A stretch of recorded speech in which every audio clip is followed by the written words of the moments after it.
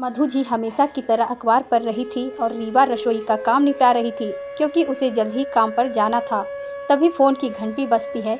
Rewa phone उठाती है। दूसरी तरफ रीवा की माँ बोल रही थी, अपनी सास को फ़ोन दे, मुझे उनसे बात करनी है। रीवा ने अपनी सास से कहा, मम्मी जी, मेरी माँ का फ़ोन आया है, वो आपसे बात करना चाहती है। रीवा ने अपनी सास मालती जी को फ़ोन देते हुए कहा, अच्छा, पर तेरी मम्मी मुझसे क्या बात करना चाहती है? फ़ोन पकड़ते हुए मधु जी गुदगुदाई, मम्मी जी, वो आपसे राहुल की कुछ शिकायत करना चाहती है। ये सुनते ही मधु जी आग बबूला हो गई और बिना बात किए ही फ़ोन काट दिया। क्या राहुल की शिकायत करना चाहती है? तेरे और तेरी माँ का दिमाग तो ठीक है, लड़की वाली होकर भी वो लड़के की माँ से शिकायत करना चाहती है। आजकल क्या ज़माना आ गया है। पहले लड़के वाले के आगे नज़रें नीचे किए रहते थे और आजकल शिकायत करने लगे हैं। तूने ही अपनी माँ के कान भरे होंगे, भला उन्हें हमारे घर की राम कहानी से क्या मतलब होगा? तू नहीं बताएगी तो उन्हें पता कैसे चलेगा? अपने ही पति की बुराई अपनी माँ से करते हुए तुझे शर्म नहीं आती है? पहले मुझसे तो बोलती थी, सीधी अपनी माँ तक बात पहुँचा दी। मधु जी की बात खत्म हो ही रही थी कि फिर से फ़ोन की घंटी बजती है। इस बार मधु जी खुद ही फ़ोन उठा लेती है।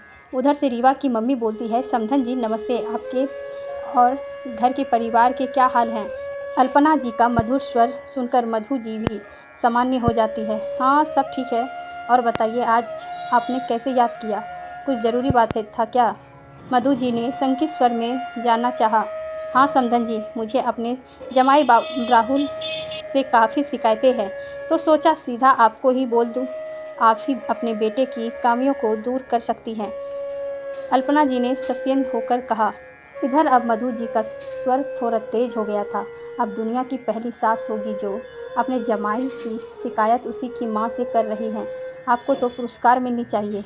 आप भी हद करती हैं। हम लड़के वाले हैं और अपनी मर्जी से अपने हिसाब से रहेंगे और बहू को रखेंगे। भला शिकायत करने वाली आप कौन होती हैं? आप अपने रिश्ते की मर्यादा में रहिए तो अच्छा रहेगा, वरना मेरे बेटे के लिए हज़ारों लड़कियां आज भी लाइन में खड़ी हैं। शाम तक अपनी बेटी को वापस भिजवा देंगे। मधु जी, मैं दुनिया की पहली सास होंगी जो आपके बेटे की शिकायत आपसे ही कर रही है। शिकायत तो हर सास को अपने जमाई से होती ही है, पर वो कुछ कह नहीं पाती और अपनी बेटी को दुखी देखकर दुखी होती रहती है। जब आपके बेटे की गलती होगी तो आपको ही बोलूँगी, दुनिया भर में ढिंढोरा पीटने नहीं जाऊँगी। जैसे आप मेरी बेटी का ढिंढोरा पीट रही हैं। वो पढ़ी लिखी है, नौकरी कर रही है, उसे कुछ काम नहीं भी आता है तो आप प्यार से सिखा सकते हैं या मुझसे कह सकती थी। लेकिन सभी रिश्तेदारों के सामने मेरी बेटी का अपमान करके आपके बेटे ने किया क्या है? ये तो ठीक नहीं है। पत्नी का अपमान की नहीं, सम्मान की अधिकारी होती है और उसी को जमाई बाबू इज्जत नहीं दे सके। रीवा ने आपसे भी कहा था, लेकिन आपने उसकी सुनी और अनसुनी कर दी, तो वो क्या करे? यूं ही घुटकर जी रहे। रात को भी जमाई बाबू देर से आते हैं, उसे समय नहीं देते हैं और हमने दोनों की विधिवत शादी करवाई है। कोई सामान आपके घर नहीं भिजवाए हैं। जो पसंद नहीं आया तो वापस भिजवा सकते हैं। आपके बेटे को हज़ारों लड़कियां मिल जाएगी तो मेरी बेटी को भी पढ़ी लिखी कमाऊ है, उसे भी कई लड़के मिल जाएंगे। आप अपने बेटे को समझाओ, उस पर ध्यान दो। अब शादी हो गई है तो उसके कुछ फ़र्ज भी बनते हैं।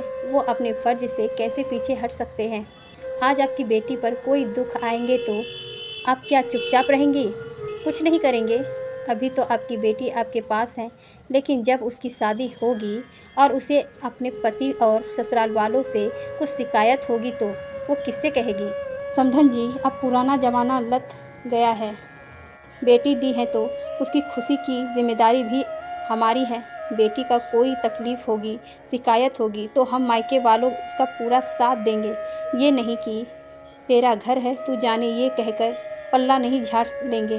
बेटी जिगर का टुकड़ा होती है, वो जीवन भर खुश रहे, हर माँ बाप यही चाहेंगी। जब सास बहू की शिकायत मायके वालों से कह सकती है तो बेटी की माँ जमाई की शिकायत उसकी माँ से क्यों नहीं कर सकती है? आजकल तो बराबरी का ज़माना है, बेटी भी किसी मामले में बेटे से कम नहीं है। ये सुनकर मधु जी की बोलती बंद हो गई, क्योंकि आज उनकी समधन अल्पना जी ने जो भी कहा कुछ गलत नहीं कहा है। अभी 2 महीना पहले राहुल और रीवा की शादी हुई थी। दरअसल राहुल अभी शादी नहीं करना चाहता था और मधु जी राहुल की शादी करके जल्दी से फ्री होना चाहती थी। उनका मानना था कि बहू आए और घर संभाल ले। पर राहुल के लिए जो रिश्ता आया वो रीवा का था। रीवा का प्राइवेट कंपनी में काम करती थी और उसके घर वालों को राहुल पसंद भी आ गया था। राहुल की कुछ एक छोटी बहन है जो अभी कॉलेज में ही पढ़ रही थी। राहुल ने मधु जी के कहने पर शादी तो कर ली थी, पर वो अपनी पत्नी के प्रति कोई जिम्मेदारी नहीं निभा रहा था।